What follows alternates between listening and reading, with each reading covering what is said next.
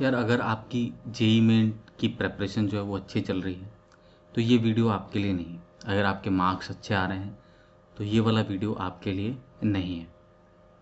ये वीडियो केवल उन बच्चों के लिए है जिनके मार्क्स नहीं आ रहे, जो पढ़ नहीं पाए और लास्ट रिजॉर्ट पे अब वो कुछ एमसीक्यूज़ को गैस करना चाहते हैं ताकि एक रिस्पेक्टेबल स्कोर लाया जा सके।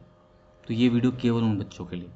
नमस्कार दोस्तों, आज के इस वीडियो में हम देखने वाले हैं कि एमसीक्यूज़ को कैसे गैस कर सकते हैं किसी भी कॉम्पिटिटिव एग्ज़ाम लाइक जेई जैसे हमारा है, ठीक है। जेई मेन में हम कैसे क्वेश्चंस को अगर हम गैस करना चाहते हैं, अगर हमारे पास मतलब हम क्वेश्चन नहीं कर पा रहे हैं, हम क्वेश्चन के सही आंसर तक नहीं पहुंच पा रहे हैं, तो क्या क्या टेक्निक्स हम लगा सकते हैं क्वेश्चन को गैस करने के लिए ताकि हम एक थोड़े बहुत नंबर ला पाएँ। कई बच्चे, ये वीडियो मैं इसलिए बना रहा हूँ क्योंकि कई बच्चे बोलते हैं कि मैं क्या करूँगा सर, मैं एक ही ऑप्शन पकड़ लूँगा और वो लगाता रहूँगा, और 4 क्वेश्चंस में अगर मैं एक ही ऑप्शन लगाता हूँ तो एटलीस्ट मेरा एक ज़रूर सही होगा, है ना। तो सर मेरे 4 नंबर तो आ जाएंगे, ऐसे बोल देते। चलो हम मान लेते हैं कि तुम्हारा 4 में से कोई एक सही हो गया, लेकिन उससे तुम्हारे 4 नंबर आए, ये जो डिडक्शन है वो गलत है, क्योंकि उसके साथ अगर 3 गलत होते हैं तो -3 भी मिलेंगे, तो आपको एक ही नंबर मिलेगा इफेक्टिवली। तो वहाँ पे आपकी जो जम्पशन है वो गलत हो जाती है। लोग इस चीज़ को प्रोबेबिलिटी के बेस पे करते हैं कि भाई 4 ऑप्शन है तो एक तो सही होगा, मतलब 4 क्वेश्चन में तो कभी तो सी ऑप्शन, जैसे मैंने पकड़ा तो कभी तो सी ऑप्शन आया होगा। हाँ, आ सकता है, हो सकता है 4 में 3 क्वेश्चन ऐसे हो जिनका सी ऑप्शन, तो आपके 12 नंबर बढ़ेंगे -1, ठीक है, डेफिनेटली। बट ये इसको क्या कह सकते हैं, ये एक रैंडम गैस है, ठीक है। इसमें कुछ भी आ सकता है, एनीथिंग कैन कम। डेफिनेटली आप ये तो नहीं बोल सकते कि मेरे 300 में से 1/4 नंबर आ जाएंगे, है ना। ये आ भी सकते, नहीं भी आ सकते, कुछ नहीं कह सकते, ठीक। पेपर में देखा भी जाता है कि बी ऑप्शन सी ऑप्शन ज़्यादा आते हैं, but still it is a very very wide gas, और हो सकता है आपके नंबर सिंगल डिजिट में भी रह जाए इतना गैस करने के बाद भी। तो ये जो टेक्निक है ये सही टेक्निक नहीं है गैस करने की। मैं आपके साथ कुछ टेक्निक शेयर करता हूँ। पहली है सब्स्टिट्यूशन की टेक्निक। इसमें क्या है, इसमें हम मान लीजिए कोई क्वेश्चन है जिसकी हमें थोड़ी बहुत समझ है, तो हम वैल्यूज़ को सब्स्टिट्यूट कर सकते हैं। जो हमारे पास 4 ऑप्शंस रहेंगी, हम जो उन 4 ऑप्शंस की वैल्यूज़ को सब्स्टिट्यूट करके देखेंगे कि कौन सी ऑप्शन जो है वो सेटिस्फाई करा रही है। एक छोटी सी एग्जांपल मैं ऐसे ही तुम्हें बताता हूँ, जैसे x+3 = 5 है और आपको सॉल्व करना है इसको, तो बहुत आसान है। वैसे मैं एग्जांपल जस्ट समझाने की कोशिश कर रहा हूँ। 3 4, तो आपको पता नहीं है मान लीजिए कि कैसे सॉल्व करना है, तो आपने डाल के देखा तो 3+1 तो 4 होता है, वो 5 के बराबर नहीं आया। लेकिन जब आपने 2 डाल के देखा तो 3+2 जो है वो 5 के बराबर होता, तो सब्स्टिट्यूट हो गया और ये हमारा आंसर बन जाएगा, ठीक है। तो सब्स्टिट्यूशन में क्या है कि आप आंसर जो आपके पास है ऑप्शंस, वो आप सब्स्टिट्यूट कर सकते हैं। ऑब्वियस सी बात है, केवल ऑप्शन वाले क्वेश्चन पे ये मेथड लगाया जा सकता है।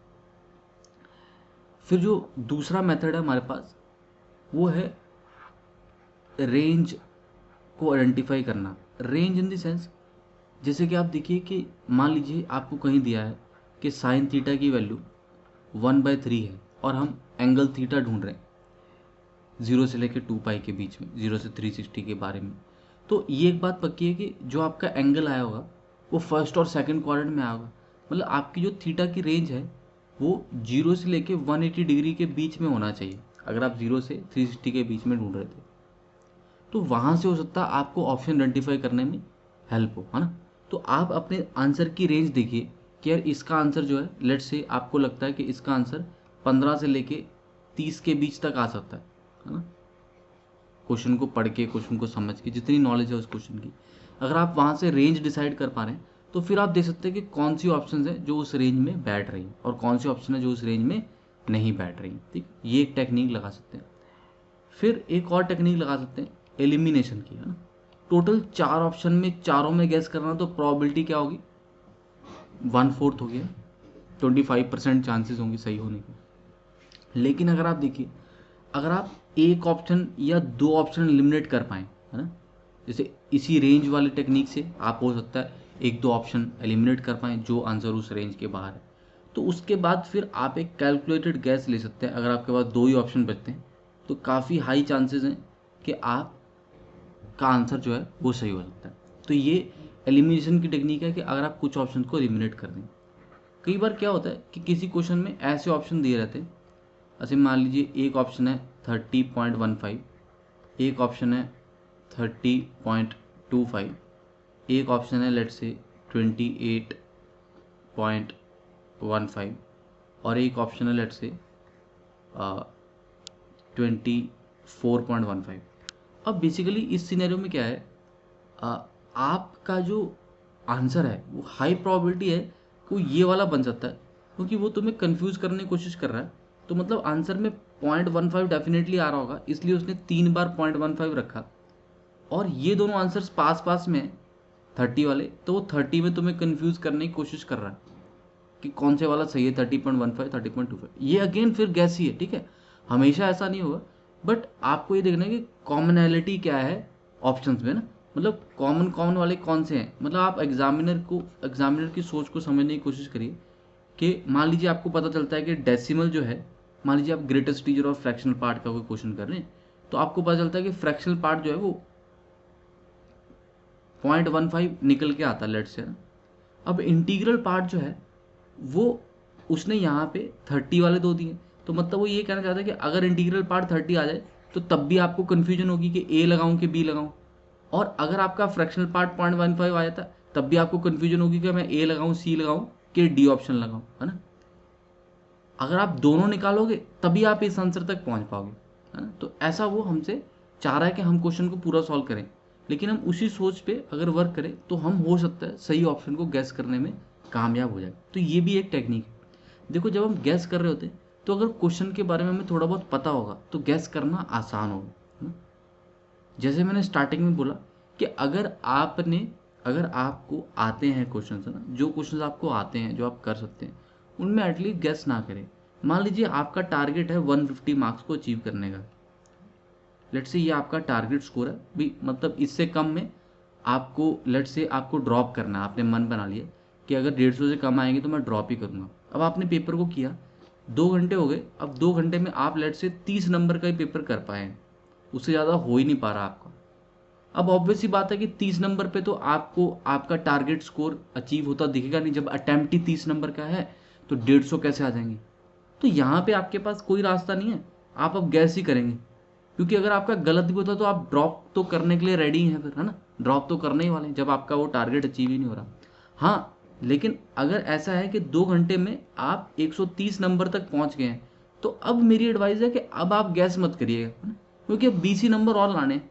तो ढूंढिए और कौन से क्वेश्चन है जो आप कर सकते हैं, उससे आप अपने टारगेट को ईजिली अचीव कर सकते हैं।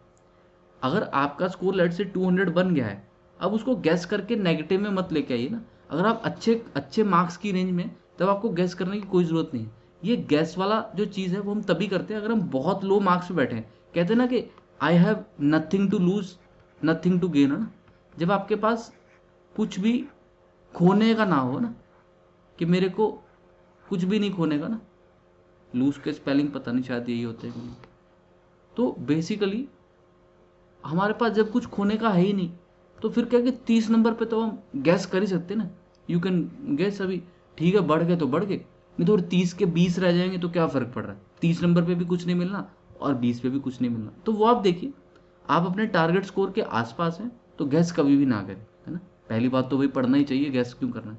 बट अगर स्कोर कम है और आपको लगता है कि आप अपने टारगेट स्कोर से बहुत दूर हैं, आपको पेपर में अगर आप ऐसे सबमिट कर देंगे तो ड्रॉप ही लेना पड़ेगा, तो बेटर ये है कि फिर आप गैस ही करके देख लीजिए ना, कैलकुलेटेड गैस। ये टेक्निक्स लगा के देखिए। आपके पास अगर कोई और गैस करने की टेक्निक्स हो तो वो कमेंट सेक्शन में बताइएगा, अगली वीडियो में उनको इंक्लूड करेंगे कि आप कैसी टेक्निक्स लगाते गैस करने के लिए। That's all for this video. Thank you so much for watching.